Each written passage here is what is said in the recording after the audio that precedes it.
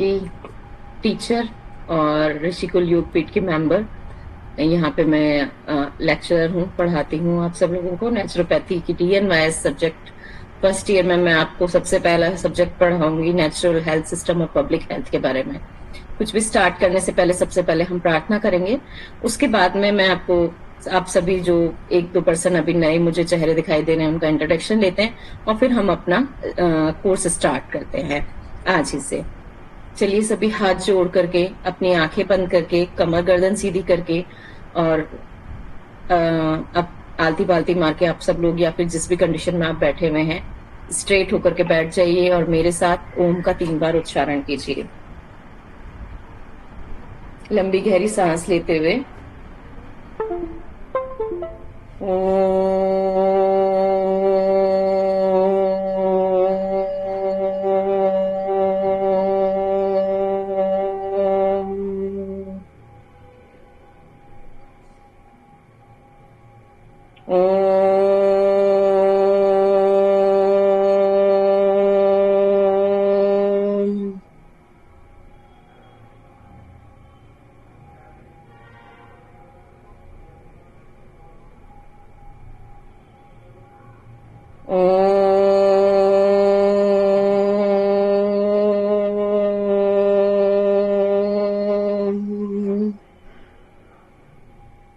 मेरे साथ एक बार गायत्री मंत्र का उच्चारण करेंगे सभी।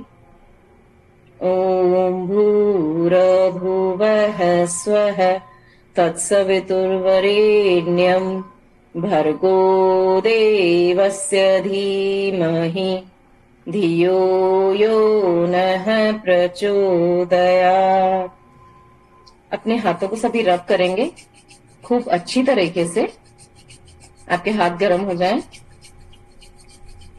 उनको अपनी आंखों के ऊपर लगाते हुए इसी गर्माहट का अनुभव करेंगे और धीरे धीरे सभी अपनी आंखें खोलेंगे। सभी को एक बार वापस से मेरी तरफ से प्रणाम। मैं आपकी टीचर डॉक्टर अंजलि सिंह। चलिए सबसे पहले इंट्रोडक्शन ले लेते हैं। वापस से एक बार प्लीज स्टार्ट करिए। अपने अपने कैमराज और माइक ऑन कर लीजिए और 1 बाय 1 प्लीज इंट्रोडक्शन दीजिए। जी। जय श्री राम मैम। जय श्री कृष्ण। मैं नेहा पंडित हूँ, देहरादून से बिलोंग करती हूँ। जी। और क्या कर रही हैं आप अभी? एक्चुअली मैं कॉमर्स सेक्शन की हूँ और मैं भी योगा में थोड़ा अपना योगा की तरफ अभी आई हूँ। तो मुझे 6 महीने हुए नीरज सर से जुड़े हुए योगा करते हुए। तो सर ने मुझे रेकमेंड किया कि आप ये वाला योगा कोर्स कीजिए, इससे आपका आगे का थोड़ा रास्ता खुल जाएगा। करियर वाइज बहुत अच्छा ऑप्शन आपने चूज किया है और अपने स्वास्थ्य को, अपने आप के स्वास्थ्य को भी बेटर बना सकती हैं और साथ में अपने जितने भी आसपास के लोग हैं, अपनी फैमिली है, सभी को बेटर हेल्थ भी दे सकते हैं। बहुत अच्छा करियर ऑप्शन भी है इसके अंदर।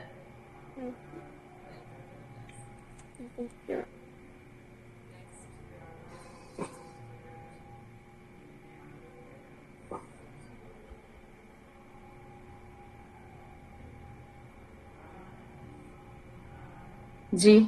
आगे कौन है? जी, रमा जी। हाँ, जी। मैं डॉक्टर रमा सचार हूँ। मैं प्रोविंशियल सिविल सर्विस में PCS से मेरा सिलेक्शन हुआ था और मैंने 35 साल पूरी सेवा की हुई है और डिप्टी डायरेक्टर एजुकेशन से मैं रिटायर हूँ और इंटर साइंस में मेरा बैकग्राउंड रहा है और PhD मेरी साइकोलॉजी में। मैं इंटरेस्टेड तो थी DNYS में, लेकिन वहां पर शायद उम्र का क्राइटेरिया था, इसलिए मैंने DNYS में एडमिशन लिया है और मैंने ये एडमिशन अपनी हेल्थ के लिए लिया है कि ताकि मैं खुद जान सकूं और अपने सारे, हम लोग सभी अभी एज ग्रुप के हैं तो वो भी स्वस्थ रहें और मैं भी स्वस्थ रह सकूं। बहुत अच्छा आपने डिसीजन लिया और आपका बहुत बहुत स्वागत है ऋषिकुल योगपीठ के परिवार के अंदर। और मैं ट्राई करूंगी कि मैं बहुत अच्छा कर पाऊं जहां तक मुझे आता है, और नई नई चीजें मुझे भी हर बार पढ़ाने के साथ में सीखने को मिलती हैं। चलिए स्टार्ट करते हैं कोर्स। कविता जी, आप भी प्लीज अपना कैमरा ऑन कर लीजिए।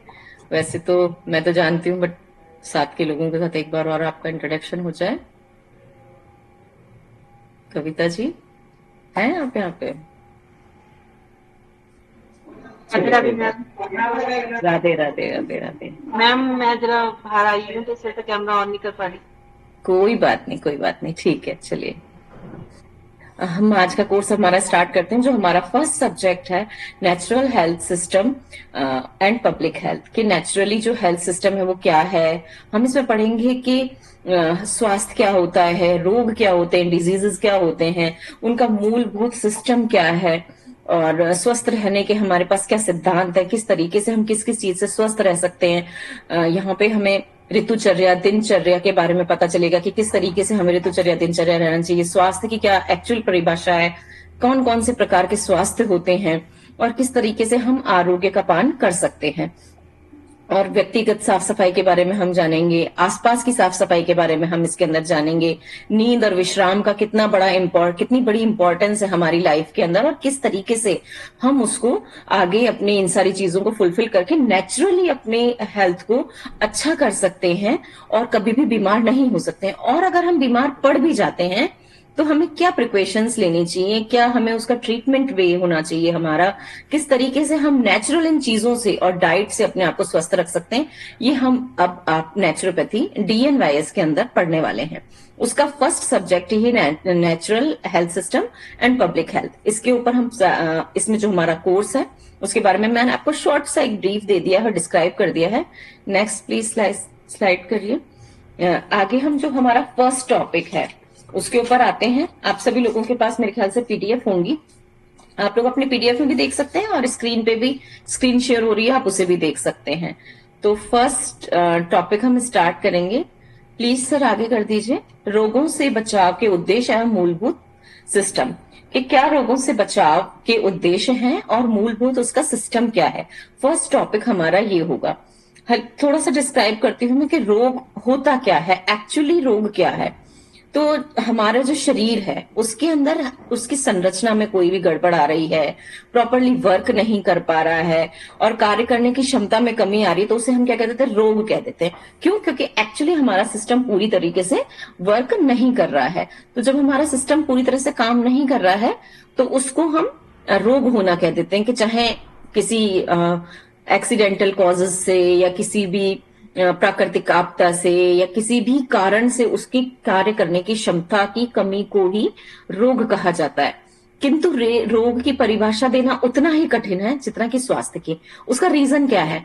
क्योंकि आप हर किस किस चीज को किस किस तरीके से डिस्क्राइब करते हैं ये भी एक डिपेंड करता है। अब रोग किसी भी तरीके का हो सकता है, इसलिए ये उतना ही कठिन है जैसा ये डिस्क्राइब करना कि स्वास्थ्य क्या है। और स्वास्थ्य केवल एक ही तो होता नहीं है, हम इसके बारे में आगे पढ़ेंगे, बहुत अच्छी तरीके से डिस्क्राइब करेंगे हम इसको, और समझ में भी आपको आएगा कि क्यों कठिन है रोग को डिस्क्राइब करना। क्योंकि उतना ही कठिन है स्वास्थ्य को डिस्क्राइब करना कि स्वास्थ्य क्या है, mentally, physically, socially, spiritually, emotionally आप कब स्वस्थ हैं तो आप स्वस्थ हैं। तो जितना स्वास्थ्य को डिस्क्राइब करना कठिन है उतना ही कठिन है रोग को डिस्क्राइब करना।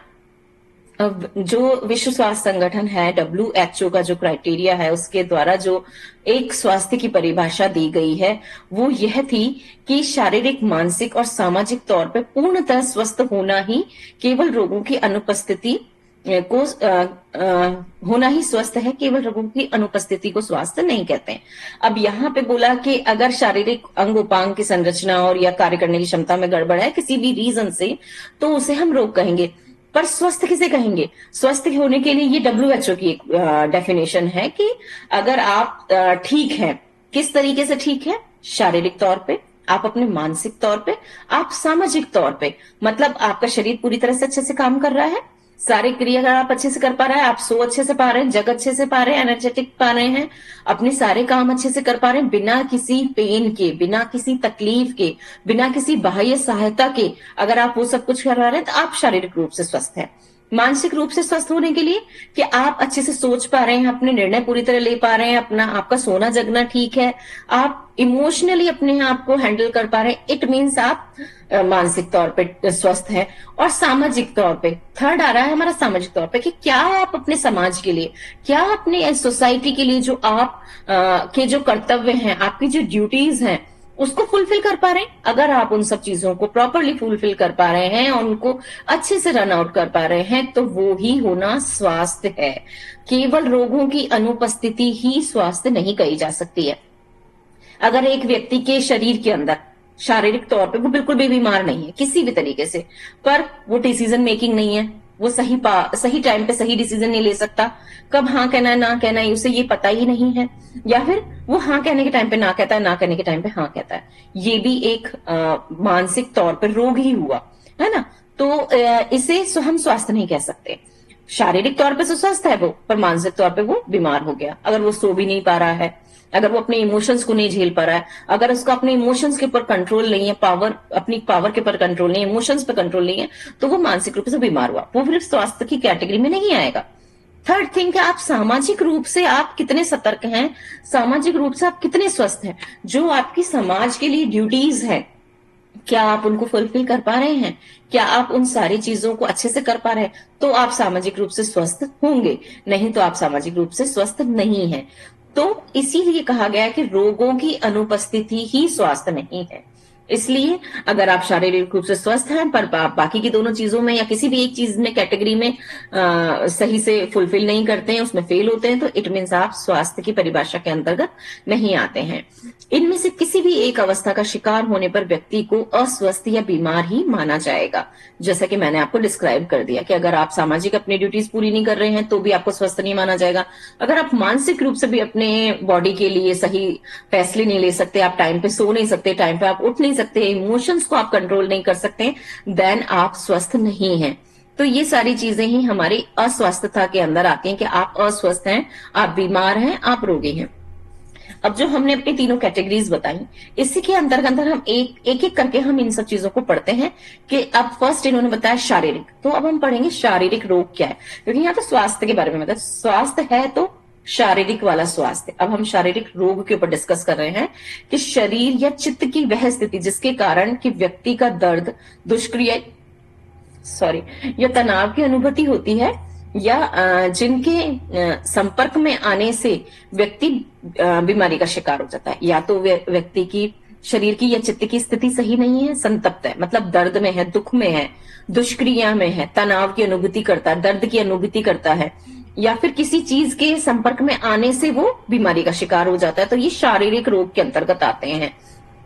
अब किसी भी व्यापक रूप से इस शब्द का प्रयोग चोट में भी हो सकता है। आपको कोई चोट लग गई है, शारीरिक तौर पे आप विकलांग हो गए हैं, या कोई अंग सही से कार्य नहीं कर रहा है, हाथ पैर शरीर का कोई भी अंग नहीं काम कर पा रहा है, विकलांगता है, कोई सिंड्रोम हो गया, किसी तरीके का संक्रमण हो गया है, कई तरह के लक्षण है, विचलक व्यवहार है, मतलब विचलित कर देने वाला ऐसा व्यवहार जिससे कि आप विचलित हो जा रहे हैं और आउट ऑफ कंट्रोल सिचुएशन आपके हैं। संरचना के वाइज अगर बॉडी के अंदर कोई भी चेंजेस आते हैं, किसी की भी संरचना चेंज हो जाती है, संरचना चेंज होने में हम कह सकते हैं कि जैसे कोई गांठ हो गई है, कहीं पे स्वेलन आ गई है, कहीं पे हाथ पैर मुड़ गया आपका, या ऐसा कुछ हो गया, तो वो भी किसके अंदर आ गया, वो भी हमारे शरीर की संरचना एवं कार्य की विशिष्ट पद्धतियों विविधताओं के लिए भी है कि अगर ये भी चीजें हैं तो भी वो रोग के अंतर्गत आ जाते हैं, शारीरिक रोग के अंतर्गत।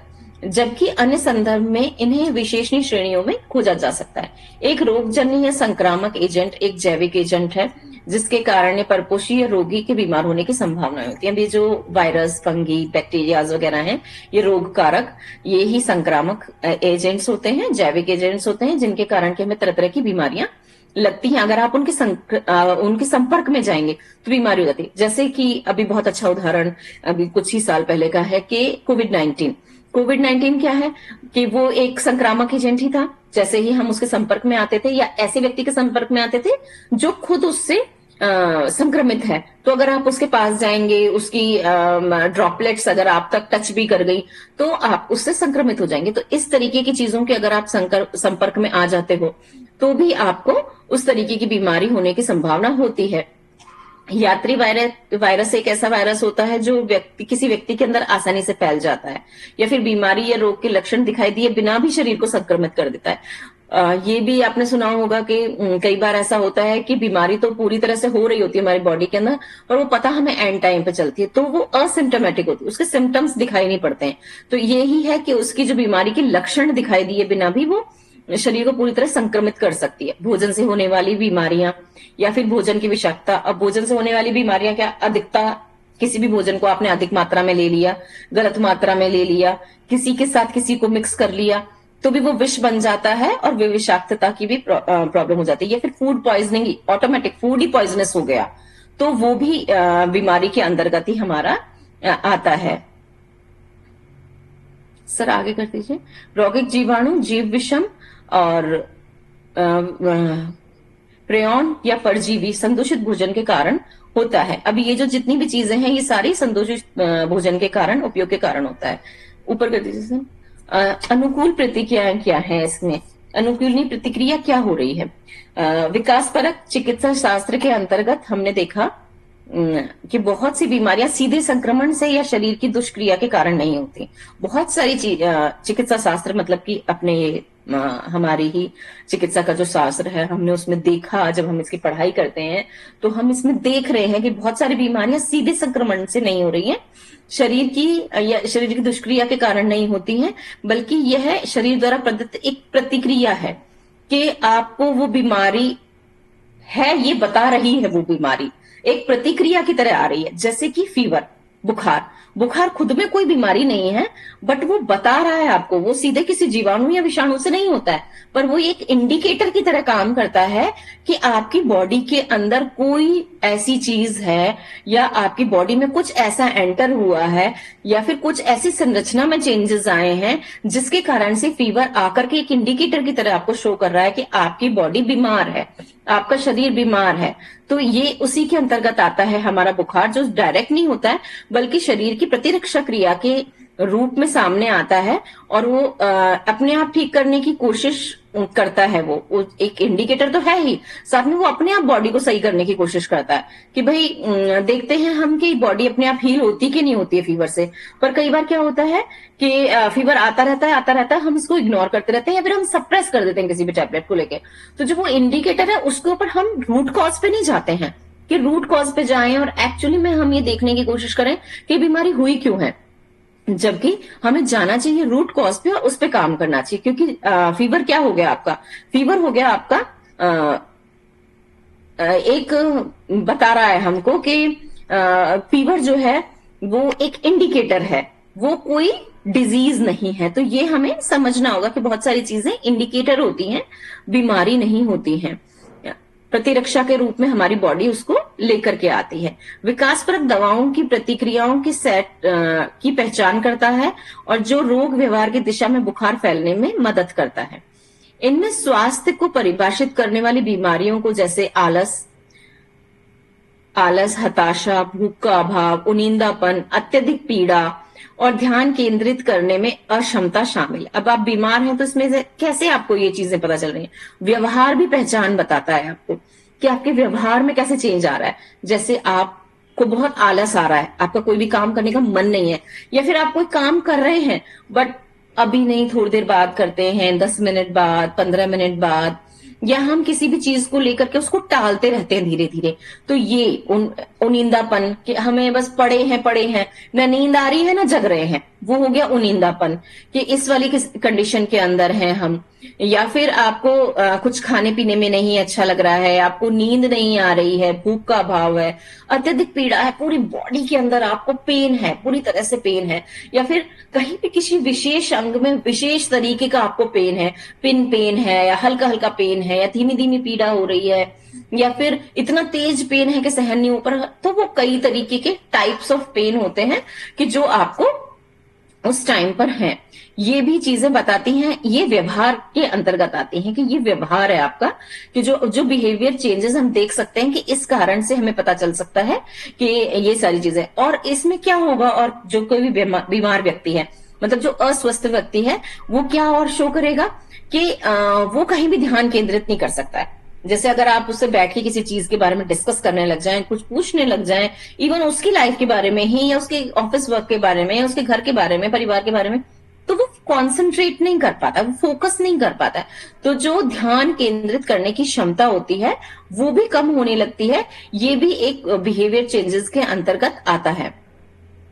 बुखार सहित ये सभी मस्तिष्क की उपज हैं जो कि शीर्ष पर रहकर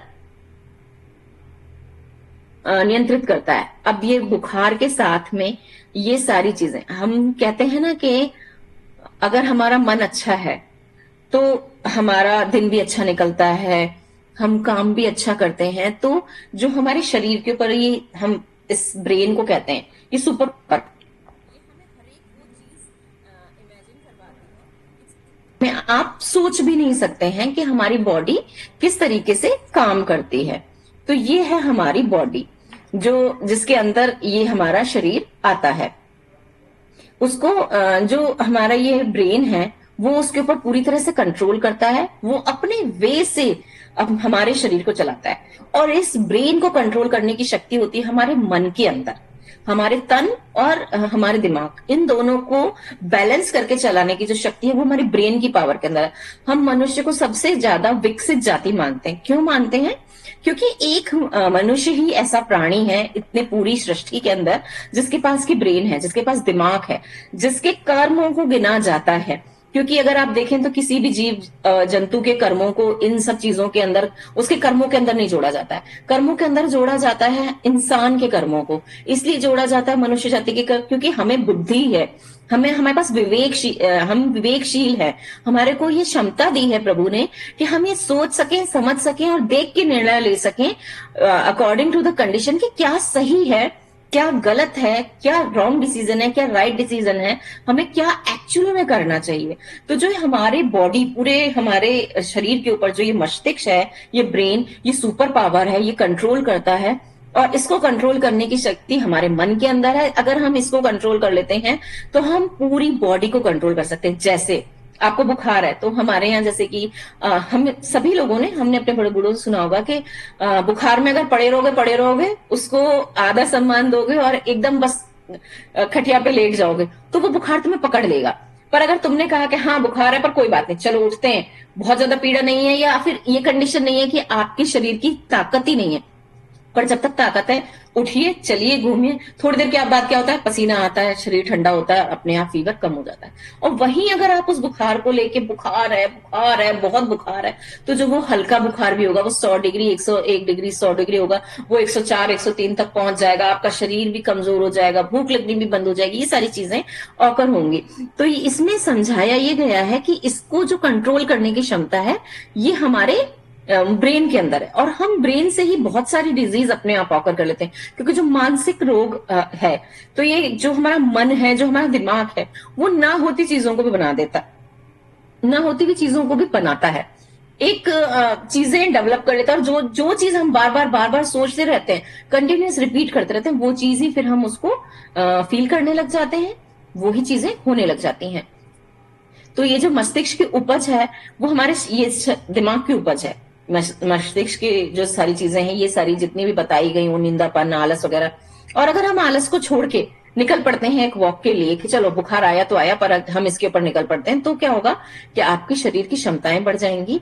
आपके जो वो बुखार आ रहा है, आलसपन है, नींद नहीं आ रही है, भूख नहीं लग रही है, वो एक वॉक के साथ ही खत्म हो जाएगी वो सारी चीजें। तो इनको हमें बढ़ाना नहीं है, इनके ऊपर कंट्रोल पाना है। मीन्स ये है यहाँ पे समझाने का कि इनके ऊपर कंट्रोल करके और अपनी जीवनी शक्ति को, अपनी प्राण शक्ति को बढ़ा करके हमें आगे काम करना है। तो यह आवश्यक नहीं है कि हमेशा से ये संक्रमण जो कि कुपोषण की अवस्था में है तो उनमें है या कुछ ऐसा है, इसके साथ नहीं देते, खासकर जब कि इनकी कीमत होती है और इनके लाभ को महत्वपूर्ण साबित करती है। इंसानों में एक महत्वपूर्ण कारक विश्वास होता है जो लागत और लाभ को निर्धारित करने वाले मस्तिष्क के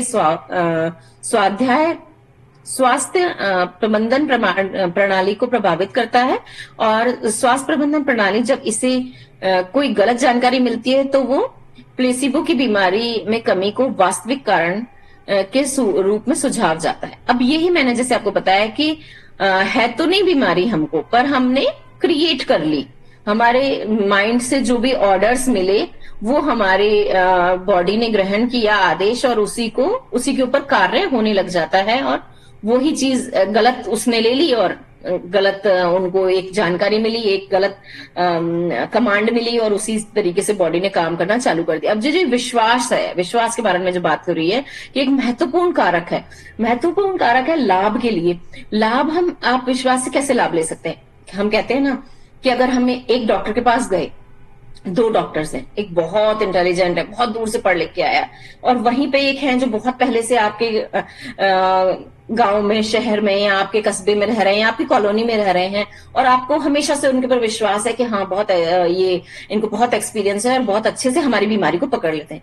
और वहीं वो दूसरा पर्सन है जो कहीं बाहर से पढ़ के आया है या बहुत सारी डिग्रीज लेके आया है या बहुत ज्यादा उसकी फीस है, तो भी अगर आप उसके पास जाते हैं तो आप ठीक नहीं होते हैं। जाते हैं, दिखाते हैं, आ जाते हैं, बट वो सेटिस्फाई नहीं होते हैं और आपको उसके ऊपर विश्वास नहीं होता, तो वो डॉक्टर आपको ठीक नहीं कर पाता है।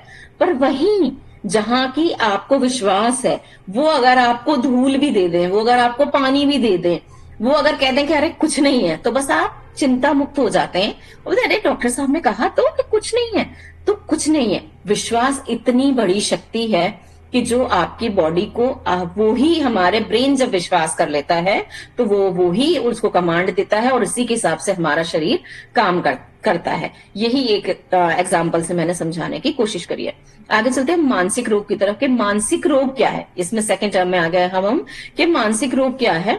तो मानसिक रोग या मानसिक बीमारियां क्या होती हैं? भावनात्मक विकलांगता, संज्ञानात्मक शिथिलता, कि हम समझबूझी खत्म हो गई हमारी, हम समझ नहीं पा रहे हैं कि क्या हो रहा है, क्या कर रहे हैं। या भावनात्मक रूप से विकलांग, मतलब हम अपनी भावनाओं पे, अपने इमोशंस पे कंट्रोल नहीं कर पा रहे हैं और समझ नहीं पा रहे हैं किसी चीज को। ये बीमारियों की श्रेणी का सामान्य और व्यापक स्तर है। सामान्य तौर पे होती हैं इस तरीके की चीजें, जिसमें भावनात्मक या फिर भावनात्मक अस्थिरता, व्यावहारिक असंतुलन और संज्ञानात्मक शिथिलता भी और या फिर क्षति शामिल हो सकती है। विशिष्ट बीमारियों के नाम से ज्ञात मानसिक बीमारियों में अत्यधिक हताशा, जो हम डिप्रेशन वगैरह के बारे में बोलते हैं, वो हो गई। डिप्रेशन हो गया। सामान्यकृत दुश्चिंता का विकार जो है, अधिकतर जो दुश्चिंता, एंजाइटी की जैसे कह सकते हैं कि बस चिंता करे जा रहे हैं और उससे वो चिंता बढ़ती जा रही है, कंटिन्यूस थॉट, मतलब रीजन नहीं है उसको कितना सोचने का, पर क्योंकि हम मानसिक रूप से इतने सक्षम नहीं है, हम मानसिक रूप से स्वस्थ नहीं है, तो हम उसे कंट्रोल नहीं कर पा रहे हैं और वो बढ़ती जा रही है। खंडित मानसिकता, बार बार आपकी ऐसी कुछ मानसिकता बढ़िया सी नहीं है। ध्यान का अभाव, आप ध्यान नहीं लगा पा रहे। अति सक्रिय विकार, कि बहुत अत्यधिक काम कर रहा है आपका दिमाग बिना मतलब में, जैसे कुछ नाम शामिल है। मानसिक बीमारी जैविक, जैसे संरचनात्मक भी हो सकती है, रासायनिक भी हो सकती है। कोई आनुवंशिक रोग भी हो सकता है कि आपके पीढ़ियों से चला आ रहा और वो आपको हो गया हो। मनोवैज्ञानिक रूप, जैसे मूल आघात, जैसे कि कई बार क्या होता है कि कोई एक्सीडेंट हो गया, सिर में चोट लग गई, कहीं क्लॉट बन गया अंदर दिमाग के अंदर, या फिर कोई ऐसा ट्रॉमा क्रिएट हो गया जिससे ऐसी चीजें हो गई तो भूल गया बंदा, वो चीज उसके अंदर आ जाती है मानसिक आघात के अंदर। और क्या होता है कि जैसे कि कुछ ऐसा ट्रॉमा क्रिएट हुआ, जैसे किसी एक्सीडेंट की मेमोरी है, किसी अपने प्रिय की डेथ की मेमोरी है, या फिर किसी इस तरीके की मेमोरी है कि कोई जैसे रेप विक्टिम्स वगैरह का देखा होगा, वो उन सब चीजों को वो सहन नहीं कर पाते हैं। तो ये वाली मनोवैज्ञानिक के अंदर वो सारी बीमारियां आती हैं। ये किसी व्यक्ति के कार्य करने की या विद्यालय जाने की क्षमता को प्रभावित करती है। अभी जो मानसिक, ये जितनी भी बीमारियों के बारे में डिस्कशन किया मैंने अभी, ये सभी हमारे हर तरीके के कार्य करने में, अगर वो बच्चे हैं तो वो विद्यालय जाने में, अपने स्कूल्स की काम करने में, पढ़ाई करने में या होमवर्क करने में, और स्कूल जाने में भी वो आनाकानी करेंगे और उसको फुलफिल नहीं करेंगे।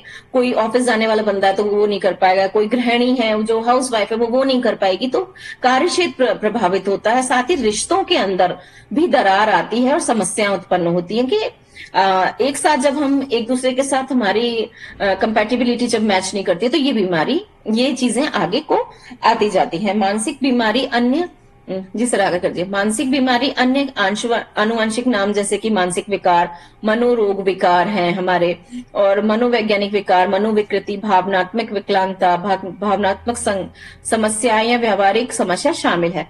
पागलपन शब्द का तकनीकी रूप से कानूनी शब्द के रूप में उपयोग किया जाता है। मतलब पागलपन एक बहुत एक्सट्रीम लेवल वाली चीज होती है कि जहां कुछ जहां संज्ञानता भी शून्य हो जाती है हमारी, कि हमें होश ही नहीं होता किसी भी चीज का पहचानना, ये सभी चीजें, ये कोई भी चीज उसके अंदर नहीं आती है और इसे लीगल रूप में ही अधिकतर वैसे यूज किया जाता है। इस तरीके से हम बोल नहीं सकते हैं किसी को, ये सारी चीजें।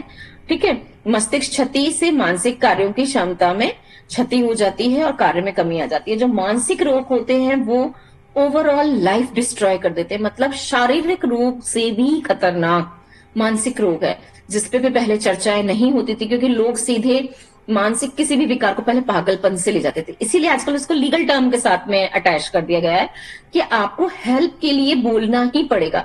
जहां आप समझ रहे हैं कि मेरे इमोशंस पे कंट्रोल नहीं हो पा रहे हैं, मेरी चीजें मेरे से सॉल्ट आउट नहीं हो पा रही हैं, या मुझे ऐसी कुछ परेशानी है कि मुझे सच में किसी के साथ शेयर करने की जरूरत है, मुझे कोई रास्ता दिखाने वाले की जरूरत है, तो हमें वो करना पड़ेगा। तो ये हमारे मानसिक रोग के अंतर्गत, जो हमारा सेकंड था टॉपिक, मानसिक रोग के अंतर्गत हमारा ये आता है। नेक्स्ट आता है हमारा स्वास्थ्य के सामाजिक निर्धारक क्या है, या आपका जो स्वास्थ्य का सामाजिक निर्धारक हमारा क्या बन रहा है।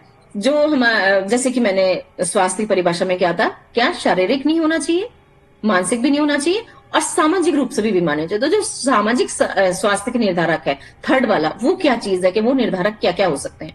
तो सामाजिक स्वास्थ्य का निर्धारक लोगों के स्वास्थ्य का निर्धारण करने वाली सामाजिक स्थितियां, कि ऐसी कौन सी सामाजिक स्थितियां हैं जो उसके स्वास्थ्य का निर्धारण करती हैं। तो बीमारियां आमतौर पे सामाजिक, आर्थिक, राजनीतिक या पर्यावरणीय परिस्थितियों से संबंधित होती हैं। स्वास्थ्य के सामाजिक निर्धारकों की पहचान कई स्वास्थ्य संगठनों, जैसे कि public health agency of Canada और विश्व स्वास्थ्य संगठन द्वारा सामूहिक और व्यक्तिगत रूप से प्रभावित करने के लिए की गई थी। ये हमारी तरफ से किया गया था, और ये इन लोगों की तरफ से ये निकाली गई थी कि सामाजिक निर्धारक क्या क्या क्या हो सकते हैं। तो वो सामाजिक हो सकते हैं कि आपके समाज में किस तरीके की स्थिति चल रही है, किस तरीके का एनवायरनमेंट क्रिएट हो रहा है, आर्थिक तौर पे आपकी क्या स्थिति है, उसके हिसाब से राजनीतिक हलचल किस तरीके की चल रही है, उनका भी लोगों के स्वास्थ्य के ऊपर क्या प्रभाव पड़ रहा है। और जो पर्यावरण की स्थिति है, जैसे कि भूकंप आ गया, या फिर कहीं बाढ़ आ गई, या फिर कहीं पे पहाड़ ढह रहे हैं, ये जो सारी स्थितियां हैं, अतिवृष्टि, ओलावृष्टि, अनावृष्टि, ये सारी पर्यावरण स्थिति के अंतर्गत ये सारी चीजें आती हैं जो हमारे सामाजिक स्वास्थ्य को निर्धारक कारक है। अब हम इसके कारण, अब हमने पढ़ लिया कि स्वास्थ्य क्या है, रोग क्या है, और ये जो स्वास्थ्य की परिभाषा के अंदर तीनों जो शारीरिक, मानसिक और सामाजिक स्वास्थ्य आते हैं, ये तीनों चीजों के निर्धारक कारक क्या हैं, ये भी हमने सारे डिस्क्राइब कर दिए। अब हम पढ़ते हैं कि रोग के कारक क्या हैं। तो जो रोग का कारक है वो हमारे जो जैसे भी रोग उत्पन्न करने वाले होते हैं, रोग उत्पन्न कारक क्या है। तो रोग उत्पन्न करने वाले वो कारक जो कि रोगजनक होते हैं, उनको हम पैथोजेंस जो होते हैं उनको हम क्या कहते हैं, रोग कारक कहा जाता है, रोगजनक कहा जाता है। जैसे जीवाणु है, विषाणु है, प्रोटोजोआ है, कवक है, कुछ ये सारी चीजें क्या हैं, ये रोग कारक होते हैं कि इनके कारण भी हमारे अंदर बहुत तरीके के रोग आते हैं। तो कौन कौन से रोग आते हैं ये इसके बारे में अब यहाँ पे आगे डिस्क्राइब किया जा रहा है। जैसे कि जैविक कारक, ऐसे कौन से जैविक कारक हैं जिनके कारण की हमें बीमारियां आती हैं। विषाणु हैं, जीवाणु हैं, कवक हैं, माइकोप्लाज्मा है, प्रोटोजोआ है, हेलिमेंथीज है, आदि अन्य जीव, ये सारे जैविक कारक के अंदर आ रहे हैं। विषाणु है और ये जीवाणु, विषाणु, जीवाणु, कवक, ये फंगस, बैक्टीरिया, वायरस, ये सारी चीज जो इनसे होने वाली बीमारियां, प्रोटोजोआ से होने वाली बीमारियां, हेलिमेंथीज से अधिकतर जो हमारे ये वर्म्स वाली प्रॉब्लम होती है, कीड़े वाली, बच्चों के पेट में या बड़ों के में कई तरीके के टाइप्स ऑफ वर्म्स होते हैं जो पेट के अंदर होते हैं, वो बहुत तरीके के पेट में बीमारियां पैदा करते हैं, और केवल पेट में नहीं और भी शरीर के अंग में वो कई तरह की बीमारियां करते हैं जो कि जैविक कारक हैं, और उनके कारण बीमारी क्रिएट हो रही है। पौष्टिक तत्वों की कमी भी एक कारक है जिसके कारण की हमारे को बीमारियां होती हैं। अब पौष्टिक तत्वों की कमी तो जो आज का युग चल रहा है, इस टाइम जो टाइम चल रहा है, इसीलिए नेचुरोपैथी की महती आवश्यकता हो जाती है। हमें ये जानना कि क्या खाना है, क्या नहीं खाना है, किसमें कितना पौष्टिक तत्व है, क्योंकि जो आजकल का फूड टाइप है वो पौष्टिक तो है ही नहीं, ठीक है ना। तो हमें कौन सा ऐसा पौष्टिक फूड टाइप है, अब आप पिज्जा, मोमोज, फास्ट फूड पे जाएं, शुगर वाली उस पे जाएं, जितना भी स्वीट्स वगैरह हैं, ये सब क्या है, इनमें पौष्टिकता का तो जीरो है, कुछ भी नहीं है उसके अंदर। तो ये जानना कि इनकी कमी से अगर आप इस तरीके का खाना खाते रहो तो आप एक टाइम के बाद देखोगे या तो एक्सेसिव मोटापा हो जाएगा, या लिवर खराब हो जाएगा, या डायबिटीज हो जाएगी, या फिर आप कुपोषण का ही शिकार हो जाएंगे। कि आपको टाइफाइड्स वगैरह होने लग जाएंगे, कि आपका आंत्र ज्वर होने लग जाएगा, कि आपको आंतों ने काम करना बंद कर दिया, क्योंकि ये सब चीजें डाइजेस्ट करने के लिए हमारा पेट नहीं बना है। जिस तरीके की चीजें ये हैं, अगर आप उनको हद से ज्यादा यूज करते हैं तो ये बहुत नुकसानदायक होते हैं। तो पौष्टिक तत्वों की कमी से भी हमें रोग होते हैं, जैसे अगर प्रोटीन की कमी हो गई, कार्बोहाइड्रेट की कमी हो गई, किसी भी खनिज लवण की, विटामिन की कमी हो गई। खनिज लवण वगैरह की हम कमियां नहीं देखते हैं, ये सोडियम वगैरह जो है, ये हम थायराइड वगैरह, ये सारी चीजें वो ही तो है। विटामिन डी की कमी से हमारी हड्डियां खराब हो रही हैं, ऑस्टियोपोरोसिस हो रहा है। कैल्शियम की कमी से हमारी हड्डियां, बोन डेंसिटी खत्म हो रही है, पोरस हो रही है, कार्टिलेजेस खत्म हो रहे हैं, हमारे विटामिन की कमी, प्रोटीन की कमी से हमारी बॉडी लीन होती जा रही है, मसल मास ही नहीं है, मसल्स फट रहे हैं, ये सारी चीजें हो रही हैं, डेवलपमेंट नहीं हो रहा है, ये सब तो है। कार्बोहाइड्रेट्स की कमी है तो आप हमेशा थके थके रहोगे, आपको कुछ ताकत ही नहीं आएगी बॉडी के अंदर से। तो ये सब चीजें, खनिज लवणों की कमी, विटामिन की कमी, इन सारे पोषक तत्वों की कमी होना भी बॉडी के अंदर आपको बीमारियों का न्योता देना होता है, वो भी बीमारी क्रिएट करते हैं। अब आता है भौतिक कारक क्या है। गर्मी, सर्दी, आर्द्रता, दबाव, विद्युतीय आघात और विकिरण आदि ऐसी चीजें हैं जिनसे कि हमको बीमारियां होती हैं। जैसे अब सर्दी बहुत ज्यादा है तो सर्दी से उत्पन्न होने वाले रोग, कि बहुत ज्यादा ठंड है तो जिनको भी हड्डियां कमजोर हैं, या जिनको भी शीत कुपित रोग हैं, ऑस्टियोपोरोसिस वगैरह है, गठिया वठिया है, या सांस की बीमारियां हैं, तो ये सब क्या होती है, सर्दी में बहुत ज्यादा होती है। और सर्दी में तुरंत कई बार ऐसा होता है कि ठंड में जाने से, ठंड के कारण ही आपने देखा होगा कि सर में आपके दर्द होने लग गया, आपकी नोज ब्लॉक हो गई बहुत एक्सेसिव ठंड से, कि वो सहन नहीं कर पाई हमारी बॉडी, क्योंकि एक टेम्परेचर के लिए ही बनी होती है ना, वो टेम्परेचर होना चाहिए बराबर वाला, ना बहुत ज्यादा कम, ना बहुत ज्यादा एक्सट्रीम लो, ना एक्सट्रीम हाई। तो ये वाली, इनसे भी, बहुत अत्यधिक सर्दी से भी, अत्यधिक गर्मी से भी, कि बहुत ज्यादा गर्मी तो क्या हो गया, डिहाइड्रेशन हो गई आपकी बॉडी को, आपकी बॉडी में थकान बहुत ज्यादा हो रही है, आपको डिहाइड्रेशन के कारण वॉमिटिंग होने लग गई, लू लग गई, आपको लू लगने से आपको उल्टियां हो रही हैं, दस्त हो रहे हैं, पेचिश हो रही है, तो ये सब गर्मी से होने वाली बीमारी। अब आर्द्रता, अब बहुत ज्यादा बारिश हो रही है तो बारिश में आपने देखा होगा कि बीमारियों का मौसम है, तो बीमारियों का मौसम की आर्द्रता बहुत है, धूप नहीं निकल रही, गर्माहट नहीं है, गर्मी है फिर भी आर्द्रता है, तो वो जो एक्सेसिव ह्यूमिडिटी के कारण चिपचिपाहट, रैशेज, स्किन डिजीज, अपच की बीमारी, और ये कई तरीके के जो ये जीवाणु वगैरह होते हैं उस टाइम पे ज्यादा फैलते हैं, तो वो उस आर्द्रता में बहुत जल्दी ग्रो करते हैं, और उस तरीके की बीमारियां उसके कारण होती है। अब दबाव, किसी भी तरीके के दबाव से, विद्युत आघात, बिजली का करंट लग गया, वो भी, जैसे कि आसमान की बिजली भी गिरती है कई बार, अब तो लाइट्स वगैरह सब जगह है, वहां भी अगर कोई हवा तेज, आंधी वगैरह है, कुछ गिर गया तो उससे भी विद्युतीय आघात है, या घर में ही किसी भी चीज से करंट वगैरह, तो ये भी बीमारी का कारण है। विकिरणें हैं, विकिरणों का तो आपको सबको पता है, एक ओजोन लेयर हुआ करती थी हमारे जमाने में, आज तो है नहीं। पहले हमने सुना था कि ओजोन लेयर में छेद हो गया, अब धीरे धीरे छेद होता है, ओजोन लेयर ही नहीं बची। कोविड के टाइम में जब गाड़ियां वगैरह बंद हो गई, फैक्ट्रीज बंद हो गई, तो कहीं कहीं ओजोन लेयर के कुछ टुकड़े दिखाई देने लगे थे, मतलब एनवायरमेंट खुद क्रिएट कर रहा था एक प्रोटेक्ट शील्ड हमारे लिए। बट हम क्या करते हैं, बहुत एक्सेसिव ये सारे धुएं, पॉल्यूशन, इन सब से वो फट गई, वापस से खत्म हो गई, मतलब बनने स्टार्ट हुई थी पर इतने दिन तो बन नहीं रहा था, बहुत सारी चीजें रुकी हुई थी, हम सब स्ट्रक थे, वो चीजें वापस से स्टार्ट हुई, और फिर वापस से वो पॉल्यूशन इतना तेज हुआ कि जो एनवायरनमेंट खुद को हील कर रहा था वो फिर वहीं स्टॉप हो गया, और वापस से वो सारी ओजोन लेयर खत्म होने लग गई, और खत्म हो चुकी है, अब तो कहीं भी नहीं है, कहीं कहीं कोई टुकड़े बचे हो तो मुझे नहीं पता इतना। तो वो जो है, वो जो होती थी ओजोन लेयर, वो क्या करती थी, हमारी को यूवी लेयर्स वगैरह, रेज वगैरह से प्रोटेक्ट करती थी, जितनी भी विकिरणें हैं उनसे मैं प्रोटेक्ट करती थी। अब अगर हम धूप में, पहले तो धूप में बैठते थे तो इस तरीके की बीमारियां नहीं होती थी, पर आजकल अगर आप ज्यादा धूप में चले गए तो आपकी स्किन खराब हो जाएगी, स्किन की बीमारी हो जाएंगी, इवन स्किन कैंसर तक क्रिएट होने लग गया है इन विकिरणों के कारण। तो और ध्वनि, अगर एक्सेसिव तेज आवाज भी, बहुत तेज ध्वनि भी आपको बहरा बना सकती है, आपके बैलेंस को खत्म कर सकती है। तो ये सारी चीजें भी भौतिक ऐसे कारक हैं जिनसे कि बहुत सारी बीमारियां होती हैं। अब आता है हमारा फोर्थ पार्ट की यांत्रिक कारक। तो यांत्रिक कारक क्या है, निरंतर अधिक समय तक घर्षण, जैसे कोई एक्सीडेंट हुआ, घिसटते ही चले गए किसी भी कारण से, चोट लग जाना, अस्थियों का मतलब हड्डियों का टूट जाना, मोच आ जाना, ये सारी चीजें किसके अंतर्गत आती है, हमारे यांत्रिक कारक के अंतर्गत आती हैं। रासायनिक कारक क्या है हमारे, कि यूरिया, यूरिकम, रासायनिक प्रदूषक जो भी हैं, लेड वगैरह, ये सारी चीजें, आर्सेनिक, कैडमियम, कोबाल्ट, निकल और आर्सेनिक, ये सारी चीजें, जैसे कि रासायनिक जो खाद वगैरह होती हैं, जो प्रिवेंटेटिव होते हैं, उनसे ये लोग स्प्रे करते हैं सब्जियों पे, फलों पे, वो हमारी बॉडी के अंदर जाते हैं। बहुत तरह के रसायन, कुछ एनवायरमेंट में हो जाते हैं, कुछ हम खाने पीने की चीजों से लेते हैं, कुछ सब्जी वगैरह फ्रूट से हमारे बॉडी के अंदर जाते हैं। तो ये भी जो रासायनिक कारक हैं, ये भी हमारी बॉडी के अंदर बीमारियों के कारक बन जाते हैं। पदार्थों की अधिकता, अब ये भी भाई समझने की बात है कि किसी भी चीज की अधिकता भी आपको बीमार कर सकती है। तो जो चाणक्य हैं, उन्होंने ये एक परिभाषा दी थी कि विष क्या है, अति, किसी भी पदार्थ की अति ही विष है।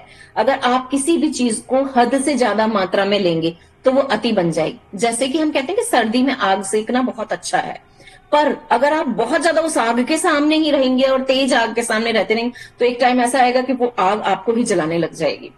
जैसे कि आप सोच लीजिए, बादाम बहुत अच्छा है, दूध बहुत अच्छा है, फ्रूट्स और जूसेस बहुत अच्छे हैं, पर उनकी अधिकता, अगर आपने बहुत ज्यादा इंटेक कर लिया तो वो भी आपकी बॉडी के अंदर डिजीज क्रिएट करेंगे किसी न किसी तरीके से। अत्यधिक खाने से, किसी भी चीज की अधिकता से भी आपको बीमारी हो जाएगी। हार्मोन्स के अधिक स्त्रवण से, कोई भी हार्मोन आपकी बॉडी के अंदर अत्यधिक सिक्रिएट हो रहा है तो आपको डिजीज हो जाएंगे। जैसे ये हाइपरथायराइडिज्म अधिकता के कारण होता है जैसे, तो ये सारी बीमारियां भी, अब कॉर्टिसोल अधिक बन गया तो मानसिक रूप से आप परेशान हैं बहुत ज्यादा, वो भी अधिकता का मैं एक आपको एग्जाम्पल दे रही हूँ। प्रदूषकों की अधिकता, अब पॉल्यूशन तो हर जगह है, वो भी अत्यधिक हो गया तो वो भी एक बीमारी का कारण बन गया है। तो ये सारी चीजें हमारे आज की चीजों के अंदर आया कि हमने रोगों के कारक भी पढ़ लिए हैं, रोग क्या होते हैं वो भी पढ़ लिए, रोग की परिभाषा पढ़ ली, स्वास्थ्य पढ़ लिया, स्वास्थ्य की परिभाषा पढ़ ली, और स्वास्थ्य के जितने भी कारक थे, निर्धारक थे, वो भी हमने पढ़ लिए। अब हम कल पढ़ेंगे रोगों का वर्गीकरण। तो मैं बस इसका थोड़ा सा भी बता ही देती हूँ, रोगों का वर्गीकरण क्या है। तो कारकों के आधार पर रोग दो प्रकार के होते हैं, जैविक कारक और अजैविक कारक। ये दो चीज में हम इनको डिवाइड कर देते हैं। तो जैविक कारण क्या है, जीवाणुओं से होने वाले अधिकतर। अजैविक कारण क्या है, किसी भी निर्जीव वस्तु से होने वाले कारक। हम उनको दो टाइप्स में डिवाइड कर दिए, इसके बारे में हम कल पढ़ेंगे, बस आज थोड़ा सा बता दे रही हूँ। जैविक कारक जैसे कवक, जीवाणु वगैरह, ये वायरस, फंगल इन्फेक्शन, माइक्रोप्लाज्मा वगैरह, ये सारी चीजें आती है। अजैविक के अंदर ताप, आर्द्रता, नमी, जैसे हमने अभी पहले पढ़ा कि ये सारे कारक, वो कारक उसके अंदर आते हैं। बस आज का टाइम हो रहा है, इतना ही आज पढ़ेंगे। कल आप पढ़ के आइएगा। नेक्स्ट हमारा रहेगा टॉपिक अनिद्रा के रोगों के ऊपर हम चर्चा करेंगे, अनिद्रा वगैरह, कारण, लक्षण। तो सभी इसको पढ़ के आइएगा। और कुछ किसी को कोई क्वेश्चन हो तो आप पूछ लीजिए, क्योंकि टाइम ओवर हुआ जा रहा है। 5 मिनट रहते हैं, कुछ पूछना है तो पूछ लीजिए। ये जितना हमने आज पढ़ा कि क्या क्या रोग वगैरह हैं, इन सब चीजों के बारे में मैंने डिस्क्राइब किया आपको, और स्वास्थ्य के भी निर्धारक सारे बता दिए, रोगों के कारक बता दिए किस किस कारण से होते हैं, कि केवल जीवाणु ही नहीं है, बहुत सारे और ऐसे कारक हैं जिनके कारण कि ये होते हैं। अब जो रोगों का वर्गीकरण इन्होंने करवाया है, वो भी जो करा गया है यहाँ पे डिस्क्राइब जो हम कर रहे हैं, सभी जगह सेम ही वर्गीकरण है। वर्गीकरण जो है वो ये है कि जैविक कारक और अजैविक कारकों से जो होने वाले रोग हैं उसके ऊपर हम पढ़ेंगे। तो जैविक के अंदर तो सारे जो जीवित हैं, जीवाणु हैं, जीवाणु से होने वाले रोग हैं, उन वो वाले रोग कारक हो गए, रोग हो गए। और जो अजैविक कारक हैं, जैसे कि ताप, आर्द्रता, नमी की कमी या बढ़ना या घटना, ये सारी चीजें वो उसके अंदर कथा गए। तो ये सब हम कल से पढ़ेंगे। कोई क्वेश्चन है किसी का?